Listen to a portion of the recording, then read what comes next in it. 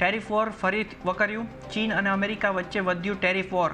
ચીને જવાબી કાર્યવાહીમાં અમેરિકાના પ્રોડક્ટ પર ટેરિફ વધારી 125% કર્યા।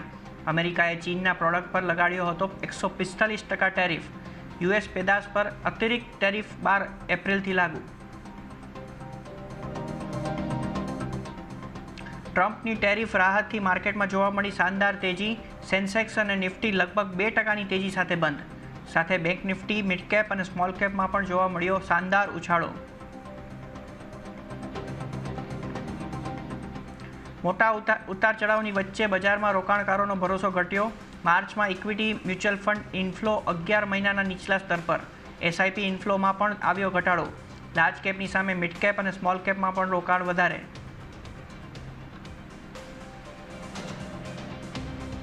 વારાણસીના 50મા પ્રવાસે પીએમ મોદીની પૂર્વાંચલને મોટી ભેટ।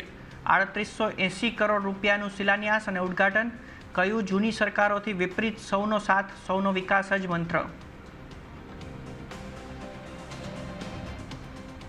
18 દિવસની એનઆઈએ કસ્ટડીમાં તહવ્વુર રાણા સાથે પૂછપરછ। 12 અધિકારીઓની ટીમ કરી રહી છે સવાલ। ગૃહ મંત્રાલયને મોકલવામાં આવ્યો રિપોર્ટ। અને અમેરિકાના ન્યૂયોર્કમાં હેલિકોપ્ટર દુર્ઘટના। સ્પેનમાં સિમેન્સના સીઈઓ સહિત પરિવારના 5 સભ્યોના મોત। હડસન નદીમાં પડ્યું હેલિકોપ્ટર।